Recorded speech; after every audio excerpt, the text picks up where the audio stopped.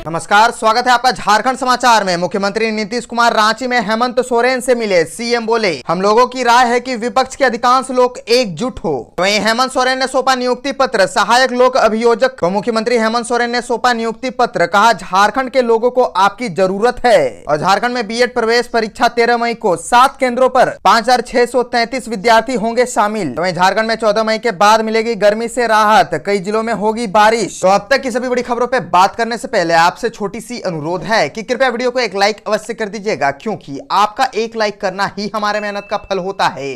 तो शुरुआत करते हैं आज की पहली और बड़ी खबर से।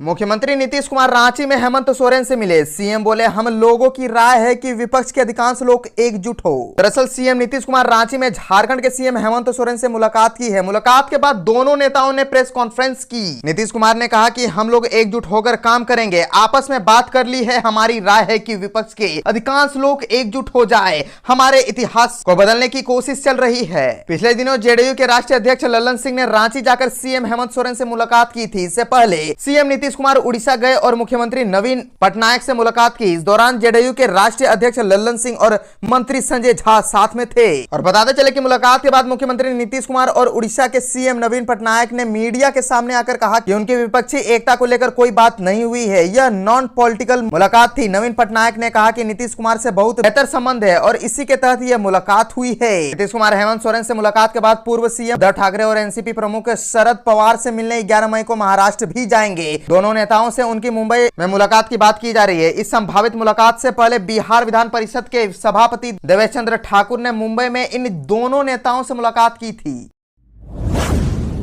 हेमंत सोरेन ने सौंपा नियुक्ति पत्र सहायक लोक अभियोजक को। मुख्यमंत्री हेमंत सोरेन ने सौंपा नियुक्ति पत्र, कहा झारखंड के लोगों को आपकी जरूरत। झारखंड के मुख्यमंत्री हेमंत सोरेन ने 113 युवाओं को नियुक्ति पत्र सौंपा। यह आयोजन प्रोजेक्ट भवन में किया गया। रिजल्ट करीब 1 महीने पहले ही जारी हुई है। इसमें कुल 113 अभ्यर्थी सफल हुए थे। इस दौरान मुख्यमंत्री हेमंत सोरेन ने संबोधित करते हुए सभी सफल उम्मीदवारों को बधाई दी। उन्होंने कहा कि इस तरह का समारोह पहली बार नहीं हुआ है। आपने खुशियों की कड़ी में और कड़ी जोड़ी है। हमने कई चयनित बच्चों को यहाँ पहले भी नियुक्ति पत्र दिया है। मैं एक बात नहीं भुला पाता हूं कि राष्ट्रपति द्रौपदी मुर्मू ने एक बात कही थी कि हमें जेल बनाने की जरूरत क्या है, हमें इसे कम करने की तरफ क्यों नहीं ध्यान दे रहे हैं। साफ है कि वर्तमान समय में न्यायपालिका के अंदर कई सारे केस पेंडिंग है। यही वजह है कि जेल के अंदर कैदियों की संख्या बढ़ रही है। यह संकेत ना राज्य के लिए ना देश के लिए बेहतर है। कई बेगुनाह जेल के अंदर सजा भुगत रहे हैं, उनकी मनोदशा क्या होगी। डॉक्टर और वकील को लोग भगवान की तरह मानते हैं। इसके छवि को और बेहतर करने की जिम्मेदारी आपके कंधे पर है। झारखंड के आम लोगों को नियम कानून की जानकारी कम है। ऐसी स्थिति में उन्हें न्याय दिलाना, उनके पक्ष में खड़े रहना कितनी मुश्किल होती है, आप अनुभव करेंगे।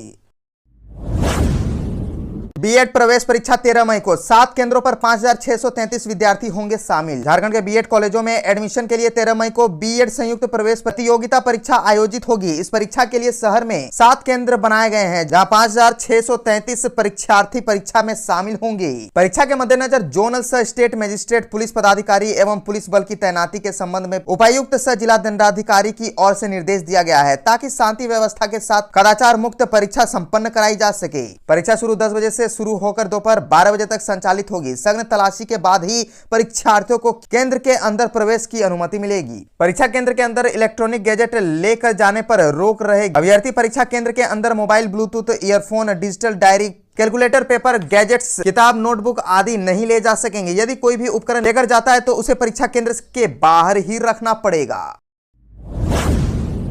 तो अब बात कर लेते हैं झारखंड के मौसम की। तो झारखंड में 14 मई के बाद मिलेगी गर्मी से राहत, कई जिलों में होगी बारिश। राजधानी रांची समेत झारखंड में गर्मी अब शरीर झुलसाने लगी है। राज्य में औसत अधिकतम तापमान 44 डिग्री के करीब है। आसमान पूरी तरह साफ और धूप की तपिश से गर्म लहर भी चलने लगी है। मौसम विभाग के अनुसार राज्य में अगले 4 दिनों तक गर्मी सताएगी, लेकिन 15 मई से कुछ स्थानों में बादल छाने और कहीं कहीं हल्की बारिश होने से सूरज का कहर थोड़ा कम होने की उम्मीद है। मौसम विभाग रांची के मौसम वैज्ञानिक अभिषेक आनंद ने बताया कि राजधानी समेत पूरे प्रदेश में अगले 4 दिनों के दौरान गर्मी में कोई बदलाव की संभावना नहीं है। हालांकि इस दौरान अधिकांश बादल छाए रह सकते हैं, लेकिन इससे राहत नहीं मिलेगी। रांची समेत राज्य के कई हिस्सों में 15 मई से मौसम में बदलाव और कुछ स्थानों पर हल्की बारिश के आसार है।